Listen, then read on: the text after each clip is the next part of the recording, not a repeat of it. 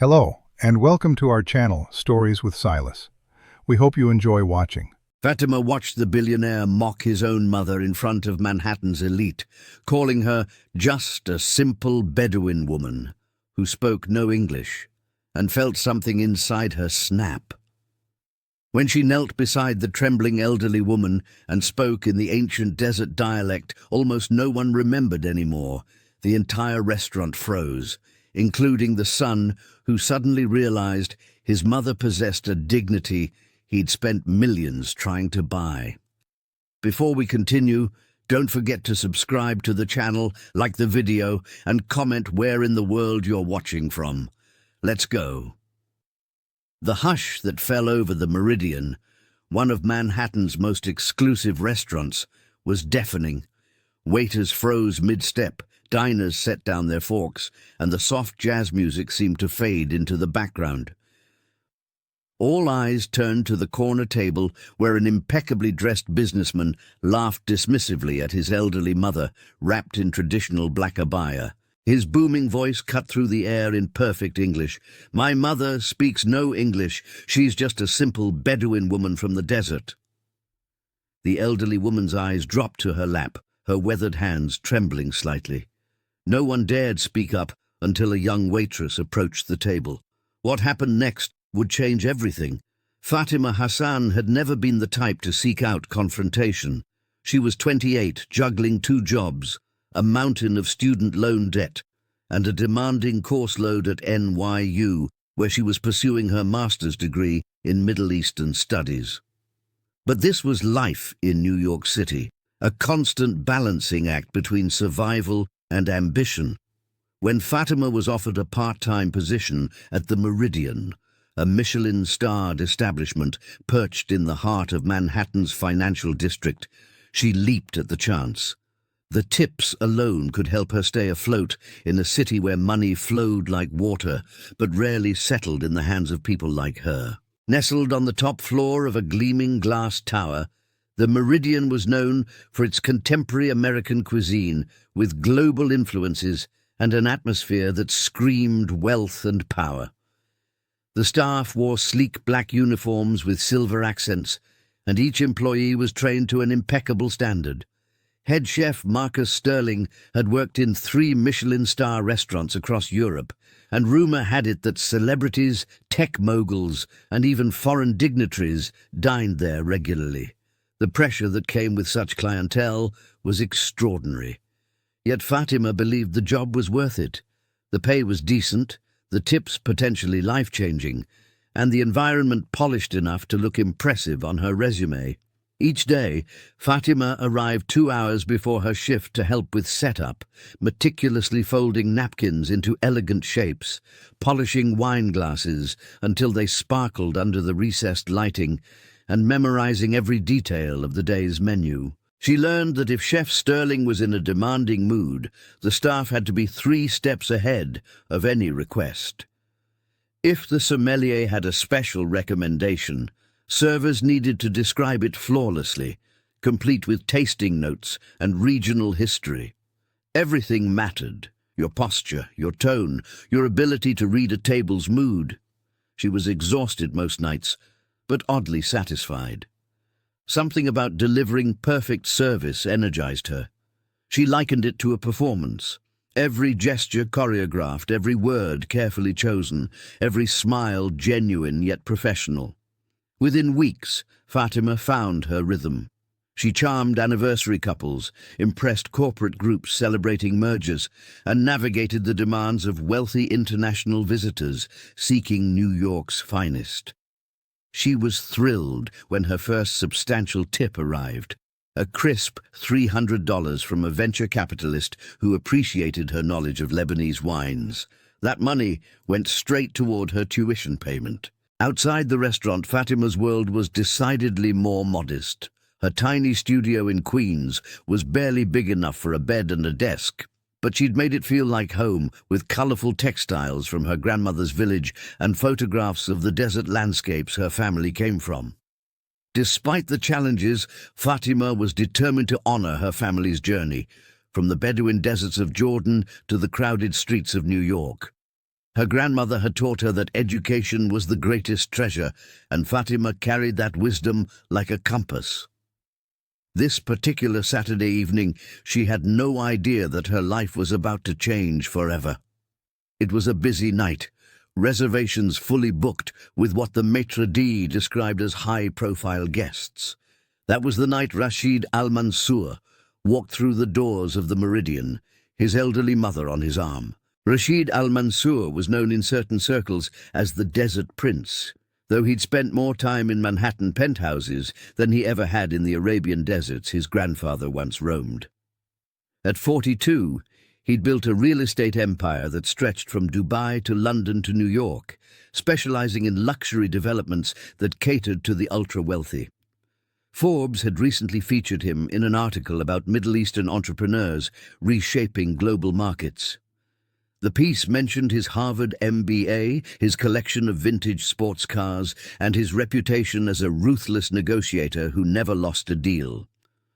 What the article didn't mention was how far he'd distanced himself from his roots. Born in a small village outside Amman, Jordan, Rashid had worked tirelessly to shed every trace of his humble beginnings. He'd perfected his American accent at boarding school in Connecticut, adopted Western business attire exclusively, and rarely spoke Arabic unless absolutely necessary for business dealings. To him, his past represented everything he'd fought to escape: poverty, limitation, and the narrow horizons of desert life. His mother, Salma al-Mansour, was 73 years old and represented everything Rashid had tried to leave behind. She'd grown up in a Bedouin tribe, learning to read the desert stars for navigation, to weave intricate patterns into textiles, and to recite poetry passed down through generations. She spoke only Arabic and the ancient Bedouin dialect her grandmother had taught her. When Rashid's father had died 2 years ago, Salma had insisted on moving to New York to be near her only son, despite his protests. She lived in a modest apartment in Bay Ridge, Brooklyn, surrounded by other Arab immigrants, rarely venturing into Manhattan. Tonight was a rare exception. Rashid had brought his mother to the Meridian to celebrate closing a $200 million development deal in Dubai. His business partners, 3 American investors named David Chen, Marcus Rothstein, and James Bradford, were joining them for dinner. Rashid had reluctantly invited his mother, knowing she'd be upset if excluded from such an important celebration. But he'd already decided to position her as a charming cultural curiosity, rather than risk his associates seeing him as anything less than fully Americanized. As they entered the Meridian, Salma moved slowly, her traditional black abaya drawing curious glances from the stylishly dressed crowd. Her weathered hands clutched a small embroidered purse, and her eyes, still sharp and intelligent despite her age, took in the opulent surroundings with quiet observation. She'd protested wearing the abaya, knowing her son preferred she dress more Western, but it was who she was. She wouldn't pretend otherwise. The restaurant buzzed with the controlled energy of wealth and ambition. Crystal chandeliers cast warm light across tables where deals were made and fortunes discussed. The maitre d', a polished man named Gerald Thompson, greeted Rashid with practiced deference. He'd been briefed that this was a VIP table, the kind that could mean significant future business if handled correctly. "Mr. Al-Mansour, welcome back to the Meridian," Gerald said smoothly. "We have your preferred table ready, the corner with the city view, and may I say, it's an honor to have you celebrating here tonight." Rashid nodded curtly, his hand on his mother's elbow as he guided her through the dining room. Salma walked with dignity, her back straight despite her years, but Rashid could feel the stares. He hated it. This feeling of being different, of standing out. In his world of glass towers and corporate boardrooms, he'd become invisible in the best way, just another powerful businessman. But with his mother beside him in her traditional dress, he felt suddenly Exposed, they reached the table where his business partners were already seated, drinks in hand, discussing market trends. David, Marcus, and James stood politely as Rashid approached, their eyes flickering with curiosity towards Salma. "Gentlemen," Rashid said, his voice carrying that confident American cadence he'd perfected. "I'd like you to meet my mother, Salma. She's visiting from Brooklyn." He emphasized Brooklyn as if it were her only address, deliberately omitting Jordan, the village, the desert heritage. The men exchanged polite greetings, each shaking Salma's hand with careful formality. She nodded graciously, murmuring greetings in Arabic that none of them understood. An awkward silence followed, the kind that makes seconds feel like minutes. David Chen, a tech investor from San Francisco, smiled uncertainly. Marcus Rothstein, a real estate developer from Boston, cleared his throat. James Bradford, a private equity manager, glanced at Rashid as if seeking guidance on how to proceed. "Please, everyone sit," Rashid said quickly, pulling out a chair for his mother. She settled into it with quiet dignity, folding her hands in her lap. The black fabric of her abaya contrasted sharply with the cream-colored upholstery and the gleaming silverware before her. She looked around the table, her dark eyes taking in these American men in their expensive suits, and something in her expression suggested both curiosity and sadness, as if she recognized the distance her son had traveled, not just in miles, but in spirit. As everyone took their seats, Rashid immediately launched into business talk, deliberately excluding his mother from the conversation by speaking rapidly in English about property values, zoning regulations, and projected returns on investment. It was a calculated move. If she couldn't participate, she'd remain a silent observer, a harmless decoration, rather than a reminder of where he'd come from. The Dubai project is positioned to revolutionize luxury waterfront living in the Gulf region, Rashid said enthusiastically, pulling up renderings on his tablet. "We're looking at completion in 18 months, with pre-sales already exceeding expectations by 40%. James leaned forward, impressed. "Those numbers are remarkable, Rashid. You've really cornered the luxury market in the Middle East. How do you maintain such consistent growth?" "It's about understanding what wealthy clients want," Rashid explained. "They want Western amenities with an exotic backdrop. They want to feel like they're experiencing Arabia without actually having to deal with traditional Arab culture. No offense to tradition," he added with a laugh, not looking at his mother. "But modern luxury requires modern sensibilities." Salma sat quietly, her eyes fixed on the menu she couldn't read. The English words meant nothing to her, and the elaborate descriptions, pan-seared Chilean sea bass with saffron beurre blanc, and herb-crusted Colorado lamb with rosemary juice, might as well have been hieroglyphics. She'd raised her son on simple but delicious food, maklube, mensaf, fragrant rice dishes cooked over open fires. This world of crystal and pretense felt alien to her.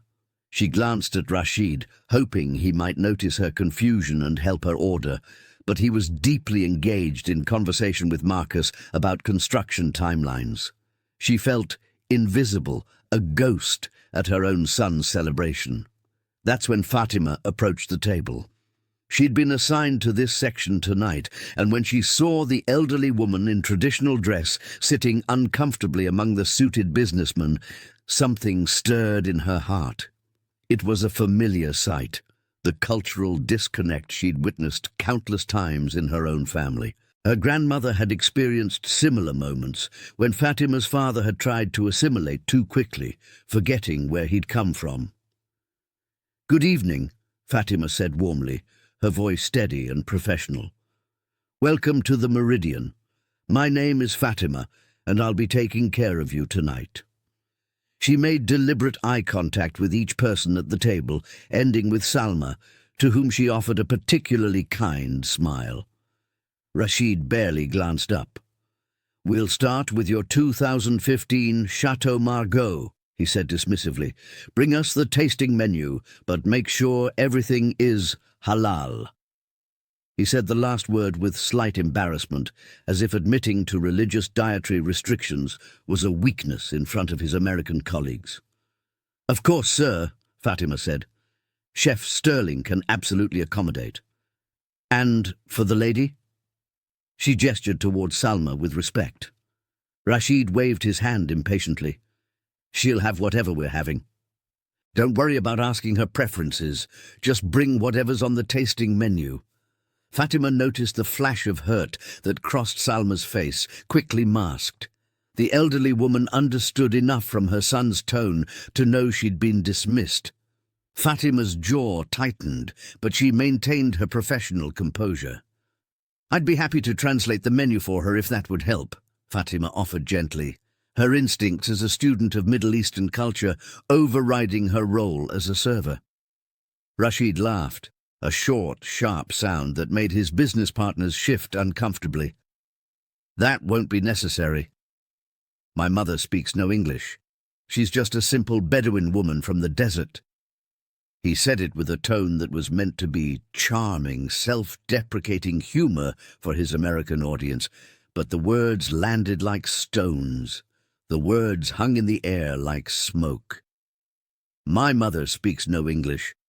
She's just a simple Bedouin woman from the desert." Rashid delivered them with a dismissive chuckle, as if his mother's heritage were a quaint inconvenience, a relic of a world that no longer mattered in the gleaming towers of Manhattan. Something inside Fatima shifted. She'd spent years studying the Middle East, its languages, its cultures, its poetry, its people. She'd learned formal Arabic in university, but it was her grandmother who'd taught her something far more precious. The pure, ancient Bedouin dialect spoken by the tribes who'd roamed the deserts for millennia. It was a language of the heart, filled with proverbs and metaphors drawn from sand and stars and survival. Few young people knew it anymore. It was dying, like so many indigenous languages, crushed under the weight of modernization and shame. But Fatima knew it. She'd spent childhood summers in her grandmother's village, learning to speak the way her ancestors had spoken, understanding that language wasn't just communication, it was identity, memory, belonging. She looked at Salma, who sat with her eyes downcast, trying to disappear into the expensive upholstery. Fatima recognized that posture. She'd seen it in her own grandmother when family members treated her traditional ways as embarrassing. It was the posture of someone whose entire world had been reduced to just simple. Fatima made a decision that would change everything. She knelt slightly beside Salma's chair, bringing herself to eye level with the elderly woman, and spoke in the purest Bedouin dialect, her voice soft but clear. "Ya ummi al-karima, ana Fatima.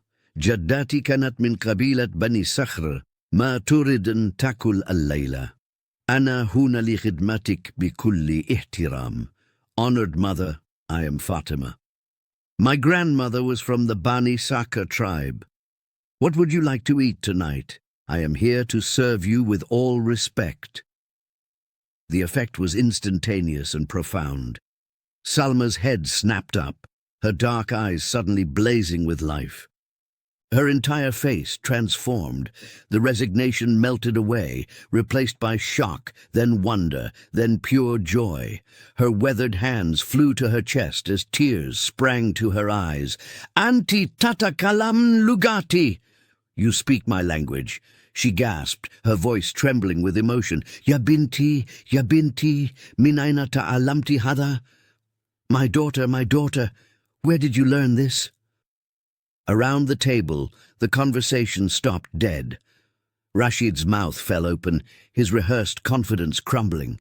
David, Marcus, and James exchanged confused glances, unable to understand the words but perfectly comprehending the emotional earthquake happening before them. Fatima smiled warmly, still speaking in the ancient dialect. "Jaddati alamatan, qalatli, اللغة هي روح الشعب إذا فقدناها فقدنا أنفسنا." My grandmother taught me. She told me, language is the soul of a people. If we lose it, we lose ourselves. Salma reached out and grasped Fatima's hand, squeezing it with surprising strength. Tears rolled down her lined cheeks. Hafadati, kuntu atakid annani wahada huna, garba fa madanat ibn. My granddaughter. I thought I was alone here, a stranger in my son's city.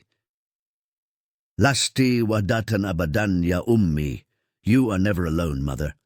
Fatima squeezed back, feeling her own eyes prickle with tears. Then, still in Bedouin dialect, Fatima asked gently, Ma huwa atyab ta'am tuhibbanahu? Hal turidun shayan yudakiruki bil bayt? What is the best food you love? Would you like something that reminds you of home? Salma's face lit up completely now, animated and alive. She began describing dishes in flowing, poetic language. Not the simple vocabulary of a restaurant order, but the rich storytelling of someone whose culture treated food as art, as memory, as love. She spoke of lamb slow-cooked with cardamom, of rice that reminded her of wedding celebrations, of bread baked on hot stones under desert stars. Fatima listened intently, nodding with understanding, occasionally asking questions in the same elegant dialect.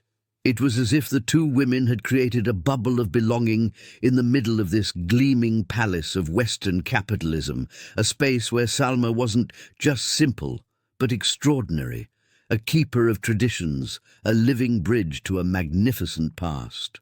Rashid sat frozen, his face cycling through emotions, shock, embarrassment, confusion, and something that might have been shame.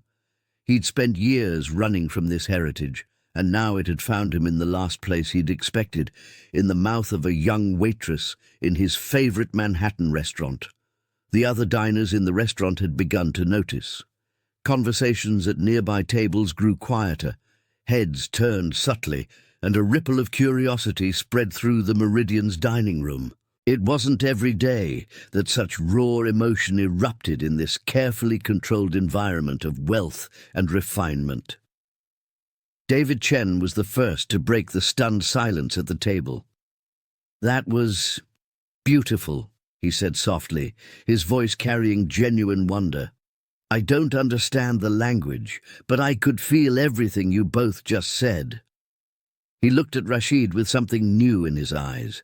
Not the deference of a business partner seeking approval, but the curiosity of someone who'd just discovered his associate had hidden depths. Marcus Rothstein nodded in agreement. Rashid, you never mentioned your mother speaks such an eloquent language. The poetry of it was evident even without translation. Rashid's jaw tightened. His carefully constructed world was cracking, and he could feel the fissures spreading. It's just an old dialect, he said dismissively, but his voice lacked conviction. Not relevant to modern business. Not relevant? James Bradford interjected, leaning back in his chair with a thoughtful expression. I'd argue the opposite. Heritage, authenticity, cultural roots, these are luxury brands' most valuable assets right now. Consumers want stories, connections to something real and ancient. Your mother represents exactly what makes the Middle East fascinating to the Western market. Fatima straightened, preparing to step away professionally, and let the table process what had just happened. But Salma caught her hand again and spoke urgently in Bedouin dialect. La tadhan ya binti. Iktub lahum ma uhibbu an akul, ibni lam yasalna an ray mundu sanawat. Don't leave me, daughter. Write for them what I would like to eat. My son hasn't asked my opinion in years. Fatima's heart clenched. She looked at Rashid, then back at Salma, and made another choice, one that went beyond her role as a server. Mrs. Al-Mansur would like me to take her personal order, she said clearly, addressing the table with professional authority. She has specific preferences she'd like to share. Rashid opened his mouth to protest, but David cut him off.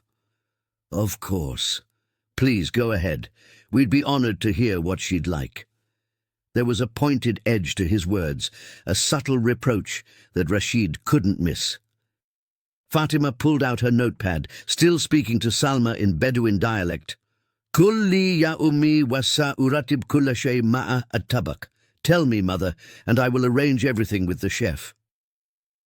Salma's face glowed with gratitude. She began describing her preferences, not demanding, but sharing as one might with a beloved granddaughter. She wanted the lamb, yes, but prepared with specific spices that reminded her of home. She wanted rice, but not the saffron-infused European style. Something simpler, more honest. She spoke of flavors and memories, of her mother's cooking, of celebrations in the desert when families gathered under endless stars. Fatima translated portions for the table, but she edited carefully, preserving Salma's dignity.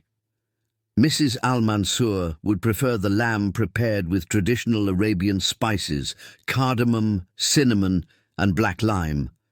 She'd like the rice prepared simply, and if possible, some fresh flatbread. She paused, then added with deliberate emphasis. She also shared that in her culture, food is never just sustenance. It's memory, hospitality, and love made tangible. Every dish tells a story. Marcus nodded slowly.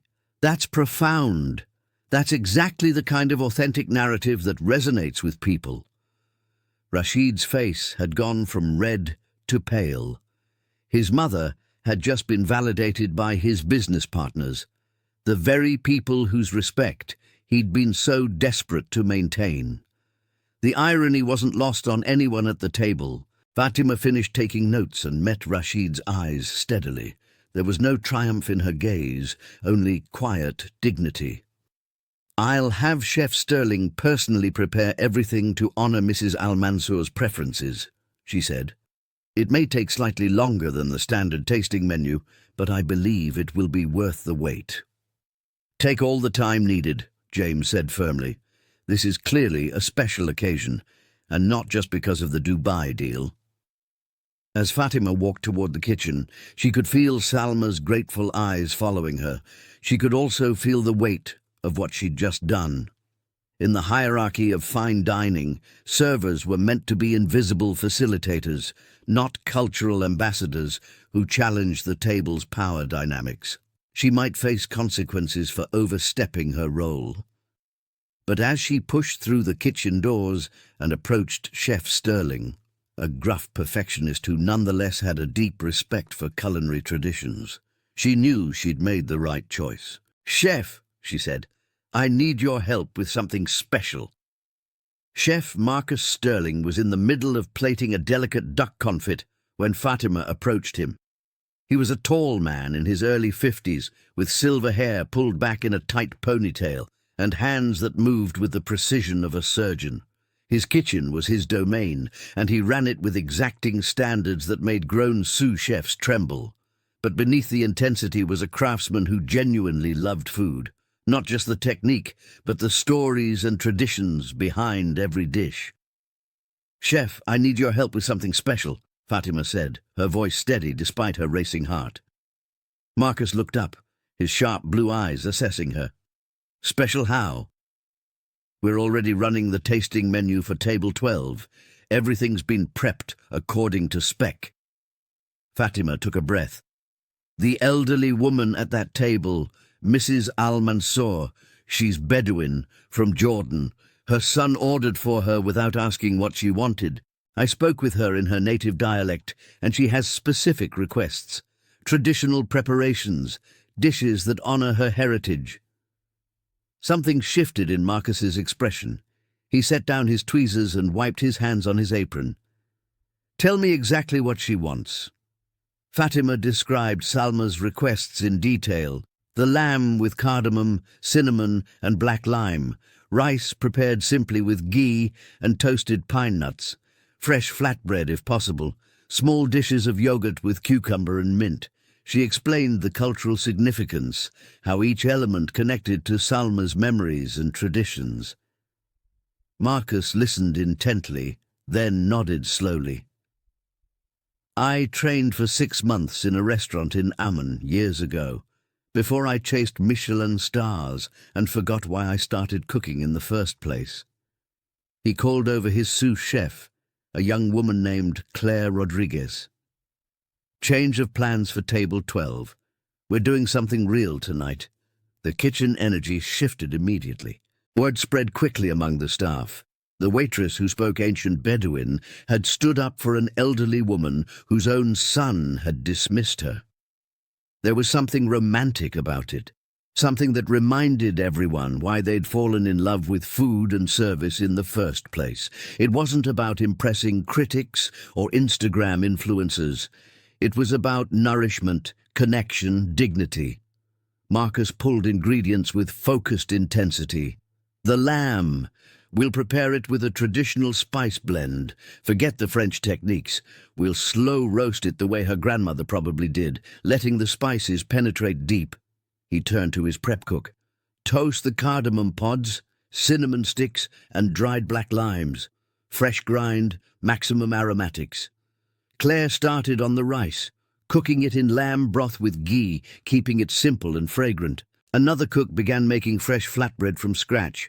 No time for a proper tandoor technique, but they'd use the pizza oven at high heat to achieve the char and texture.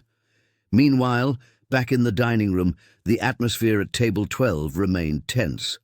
Rashid had tried multiple times to steer the conversation back to business, but his partners kept circling back to culture, heritage, and authenticity. It was as if Fatima's simple act of linguistic bridge-building had fundamentally altered the evening's trajectory. "You know, Rashid," David said thoughtfully, swirling wine in his glass, "the most successful developments we've invested in lately are the ones with authentic cultural storytelling, not the generic luxury stuff, the places that feel rooted in something real. Your Dubai project has all the right features, but maybe it's missing soul." Rashid bristled. "The pre-sales numbers suggest otherwise." "Numbers tell one story," Marcus Rothstein countered. "But sustainability, real, long-term value, comes from meaning. Your mother sitting here tonight, that's meaning. The way that waitress honored her, that's meaning. Maybe you've been so focused on escaping your past that you've overlooked its value." Salma sat quietly, understanding none of the English conversation, but reading her son's body language perfectly. She'd watched him transform over the years, watched him file away every rough edge that connected him to his origins. She'd said nothing, believing a mother's job was to support her child's choices. But tonight, for the first time in years, someone had seen her, truly seen her, not as Rashid's embarrassing baggage, but as a person with worth, with history, with wisdom. She reached across the table and placed her hand on Rashid's arm, speaking softly in Arabic. "Ya ibni, la takun khashiyan min makani ataytu minhu. Al-judhur la tu'ayyifu ash-shajara, taqawwaha." "My son, don't be ashamed of where I came from. Roots don't weaken the tree, they strengthen it."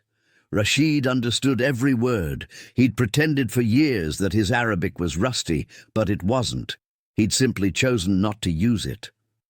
20 minutes later, Fatima emerged from the kitchen carrying a tray that looked nothing like the Meridian's typical refined presentations. Instead of architectural towers of foam and microgreens, she bore dishes that steamed with honest fragrance, the kind that spoke of home fires and grandmother's kitchens and meals shared under open sky. She approached table 12 with quiet confidence, aware that every eye in the restaurant had periodically glanced their way throughout the evening. What had started as curiosity about the elderly woman in traditional dress had evolved into something more. People sensed they were witnessing something significant, even if they couldn't quite articulate what. "Mrs. Al-Mansour," Fatima said softly in Bedouin dialect, "Chef Sterling has prepared everything with great care and respect for your traditions."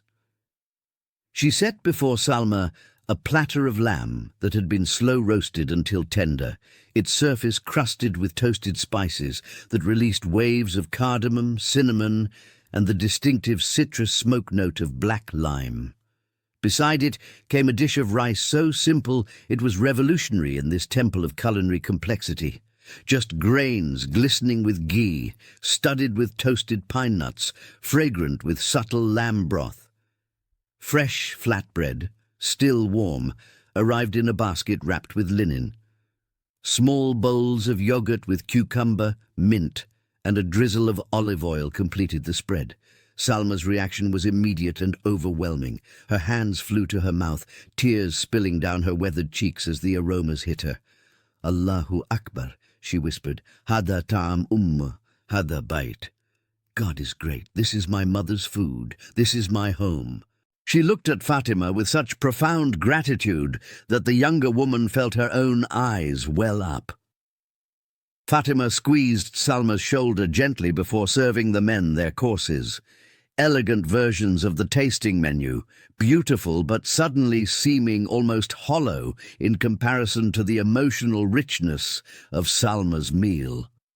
Salma closed her eyes and took her first bite of lamb.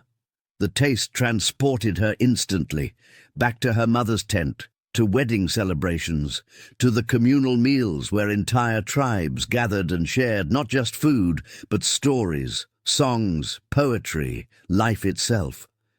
She'd spent 2 years in New York eating food that sustained her body but starved her soul. This meal was resurrection. She began to eat with genuine pleasure, occasionally murmuring appreciations in her dialect. The men at the table watched, fascinated. Even without understanding her words, they could see the profound satisfaction, the way food could be more than fuel. It could be memory made tangible, identity affirmed, love expressed. "Your mother seems very happy," David observed to Rashid, his tone gentle but pointed. Rashid nodded, unable to speak. He was watching his mother transform before his eyes, her posture straightening, her eyes brightening, her entire presence expanding as if she'd been compressed for so long and was finally allowed to unfold. When had he last seen her this alive? When had he last asked her what she wanted, what she needed, what she remembered? James tasted his own lamb, a different preparation, deconstructed and modern, and glanced at Salma's plate. "I have to say, Rashid, her version looks better than ours." He smiled to soften the observation, but the message was clear.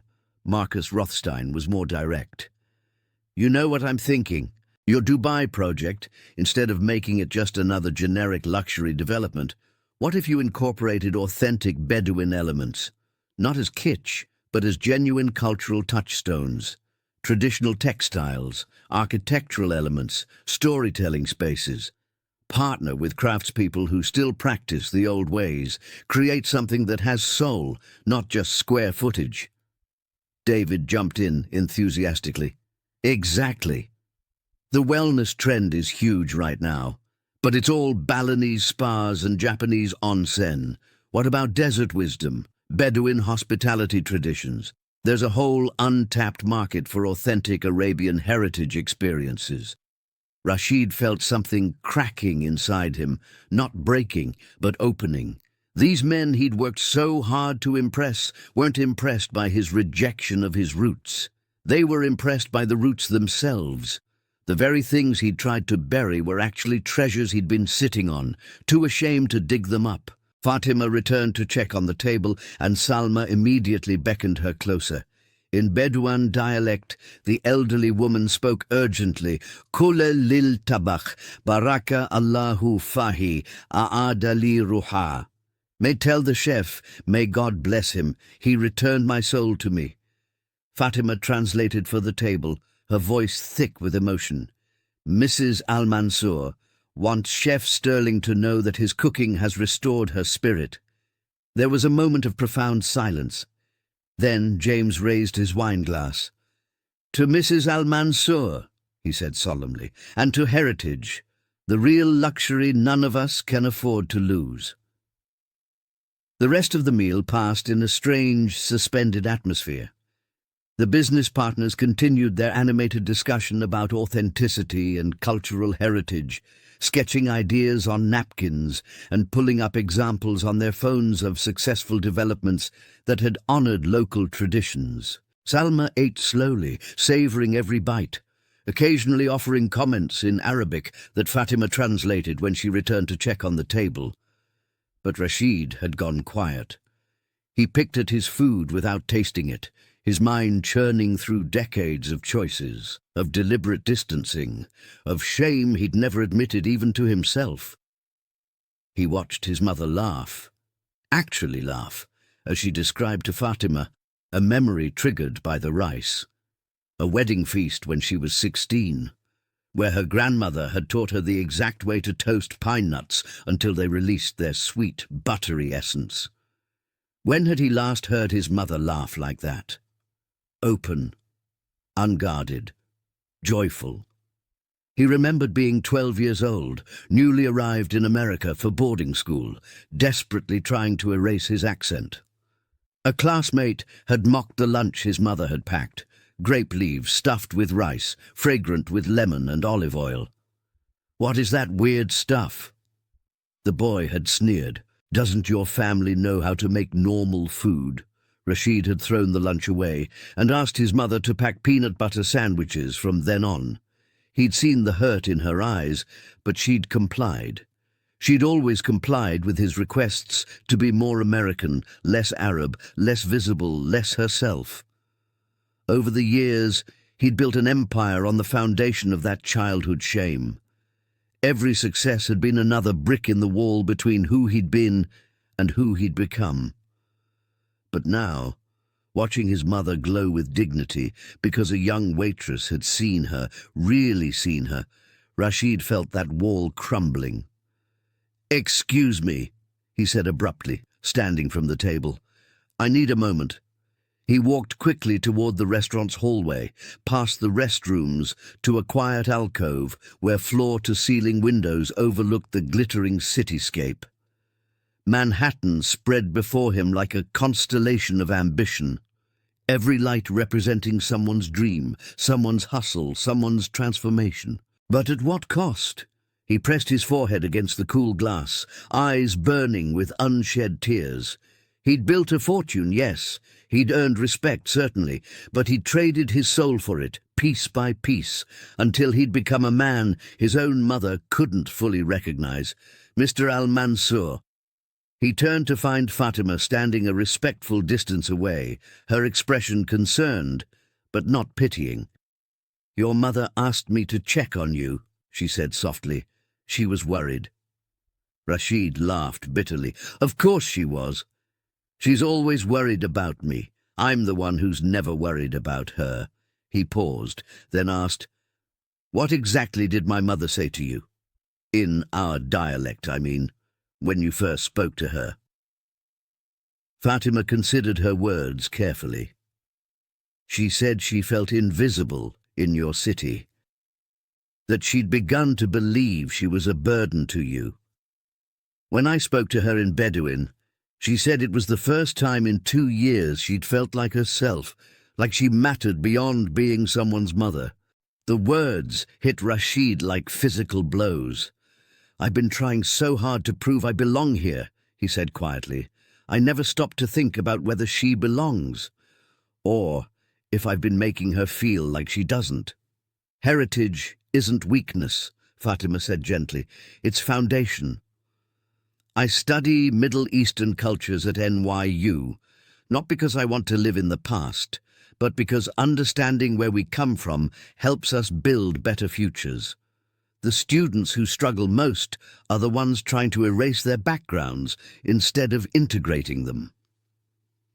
Rashid looked at this young woman, a waitress working her way through graduate school, someone who probably earned in a month what he spent on a suit, and realized she possessed a wisdom he'd lost somewhere along his climb to success. "How did you learn to speak like that?" he asked. "The old dialect, I mean. Not many young people know it anymore. My grandmother, she was like your mother, traditional, rooted, proud of who she was. She died last year." Fatima's voice caught slightly. "Before she passed, she made me promise I'd never be ashamed of speaking our language, of honoring our ways. She said, 'The world will try to make you smaller, Fatima, Don't help them." Rashid nodded slowly, understanding blooming in his chest like pain and relief mixed together. "I've been helping them, haven't I? By being ashamed of her, I made her smaller." "You can change that," Fatima said simply. "Right now, tonight. It's never too late to honor the people who gave you life." They stood in silence for a moment, the city glittering beyond the glass, full of possibility and second chances. Finally, Rashid straightened his shoulders. "Thank you," he said, "for seeing her, for speaking to her, for reminding me who I am." When Rashid returned to the table, something fundamental had shifted in his bearing. He moved differently, not with the aggressive confidence of a man trying to prove something, but with the quiet dignity of someone who'd finally stopped running. His business partners looked up expectantly, but Rashid's attention went immediately to his mother. He pulled his chair closer to hers, something he hadn't done in years, always maintaining physical distance as if her traditional presence might be contagious. Then, in clear, beautiful Bedouin dialect, the language of his childhood, the words his father had taught him, the poetry his grandmother had recited, he spoke to her. "Ya ummi, atlubu minki as-sama, kuntu khaifan, wa fil khawf ja'altuki tashta'irna bi'al-ar. Anti lasti ib, anti karamat wa quwwatu wa kuluma huwa saha, fahadha al-alam." "Mother, I ask your forgiveness. I was afraid, and in my fear, I made you feel ashamed. You are not my shame. You are my dignity, my strength, and everything that is right in this world." The restaurant fell silent. Nearby diners stopped mid-conversation, drawn by the raw emotion in Rashid's voice. Even without understanding the words, people sensed they were witnessing something sacred. A son finding his way back to his mother, to himself. Salma's eyes filled with tears. Her hands trembled as she reached for her son's face, cupping his cheeks the way she had when he was a boy. "Ya ibni, ya habibi," she whispered. "My son, my beloved. Lam akun ghadibatan minki abadan, kuntu faqat haznatan li'annaka tabdu tabrdan." I was never angry with you. I was only sad because you seemed so far away. Rashid took his mother's weathered hands in his own and continued speaking in their dialect, his voice breaking with emotion. "Ana huna al-an, wa lanabta'ida marra ukhra. أريدك أن تعرف أن كل شيء أسبحته، كل نجح حققته، هو بسبب التربية التي أعطيت نوعها. تعلمت الإصرار منك، تعلمت الكرامة منك. لقد كنت أحمق لأني خجعت من هذا. I am here now, and I won't go away again. I want you to know that everything I've become, every success I've achieved, is because of the upbringing you gave me. I learned perseverance from you. I learned dignity from you. I was a fool to be ashamed of this." The business partners exchanged glances, deeply moved by what they were witnessing. David Chen felt his own eyes prickling with unexpected tears. His own parents were immigrants from Taiwan, and he recognized this moment, the reckoning between generations, between old world and new, between shame and pride. Marcus Rothstein leaned back in his chair, a slow smile spreading across his face. "Now this," he said quietly to James, "this is the authenticity I was talking about. A man who can honor his mother, who can speak her language, who understands where he comes from. This is someone I want to do business with for the long term." James nodded in agreement. The Dubai project just got a lot more interesting. Fatima had been watching from a discreet distance, and now she approached the table one final time. She knelt beside Salma and said softly in Bedouin, "Alhamdulillah, salaha ma kana maksuran." Thanks be to God. What was broken has been mended. Salma pulled Fatima into an embrace, holding her tightly. "Shukran, ya bint. Jazaki Allahu khairan. Rajat ibni ilayya." "Thank you, my daughter. May God reward you with goodness. You returned my son to me." When they separated, Salma reached for her purse and pulled out a delicate silver bracelet, clearly old, clearly precious. She pressed it into Fatima's hands, speaking urgently, "Hada kana li walidata wa li walidatiha qablaha. Uriduki an tahmilahi. Anti hafiza at-tilughat, hafiza at-taqla'ad. Anti jisru bayn al-madi wal-mustaqbal." This was my mother's and her mother's before her. I want you to carry it.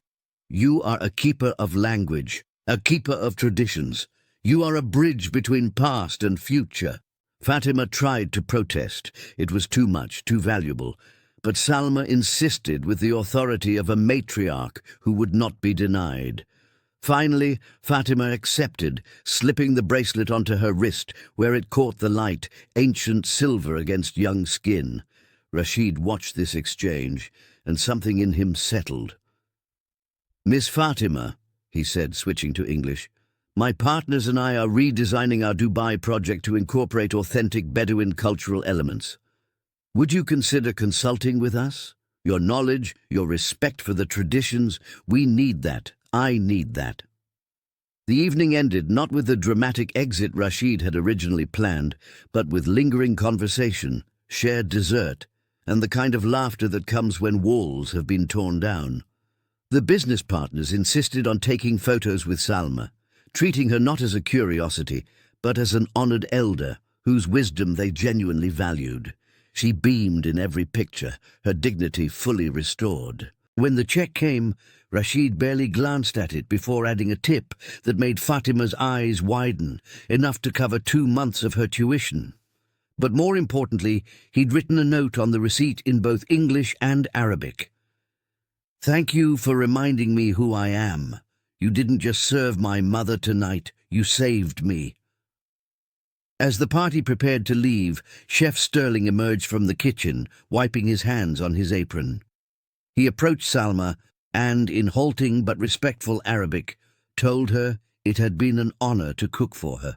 She clasped his hands and blessed him in the traditional Bedouin way, placing her palm on his forehead and speaking words of gratitude that needed no translation.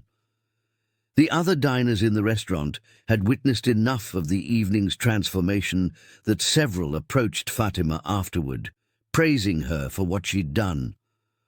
One woman, a prominent food critic for the New York Times, asked for her contact information. "That was the most meaningful service I've seen in 20 years of reviewing restaurants," she said. "When I write about this place, you're going to be the heart of the story." 3 weeks later, the article appeared. It wasn't just a restaurant review. It was a meditation on dignity, heritage, and the power of being seen. The critic described watching a young waitress honor an elderly woman in a language most Americans had never heard, and how that simple act had transformed not just a meal, but the entire room's understanding of what true luxury meant. "At the Meridian," she wrote, "I witnessed something rarer than a perfect Michelin-starred meal. I witnessed humanity elevated by the simple, revolutionary act of respect." The article went viral. Food magazines picked it up. Social media exploded with discussions about cultural pride, intergenerational relationships, and the immigrant experience. Number sign you can't buy decency trended again, this time with a specifically cultural dimension. People shared stories of their own grandmothers, their own languages, their own moments of being seen or unseen. For Fatima, everything changed. The consulting offer from Rashid was real. He'd brought her onto his team as a cultural advisor for the Dubai project, paying her more than she'd made in a year of waitressing. She was able to focus full-time on her graduate studies while contributing to a development that would honor Bedouin traditions rather than erase them. The project would feature traditional textile installations from actual Bedouin artisans, storytelling spaces designed around desert-gathering customs, and architectural elements inspired by historic caravan routes. Rashid and Salma's relationship transformed completely. He moved her from her modest Brooklyn apartment to a beautiful space in his building, not to control her, but to be closer to her. He began taking Arabic lessons to reclaim the fluency he'd deliberately lost, and started joining her at the Bay Ridge Community Center where other Arab elders gathered. He listened to their stories, their wisdom, their memories. He introduced them to his business partners as consultants, paying them fairly for their cultural knowledge. Most importantly, he stopped being ashamed. When Forbes did a follow-up profile after the Times article, Rashid spoke openly about his Bedouin heritage, about his mother's influence, about the years he'd wasted trying to be someone he wasn't. "I thought success meant becoming American," he told the interviewer. "I didn't understand that real success means becoming yourself, fully, authentically, without apology." 6 months after that night at the Meridian, Fatima graduated with her master's degree. Salma attended the ceremony, sitting in the front row beside Rashid, both of them beaming with pride.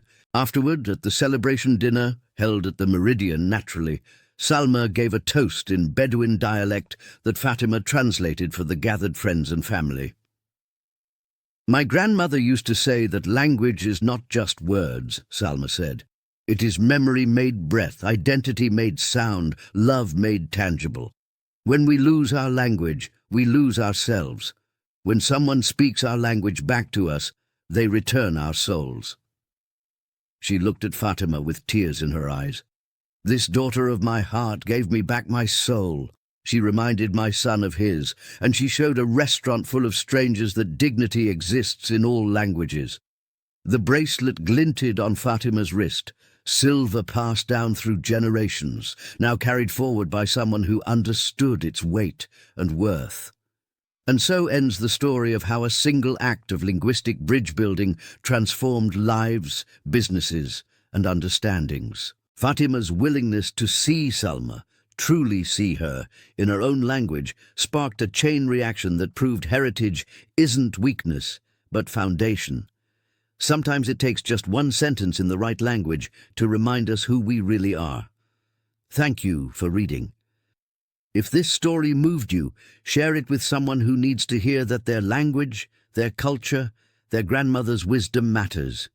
Remember, dignity exists in all languages, and you never know when speaking from your authentic self will change not just your life, but someone else's world.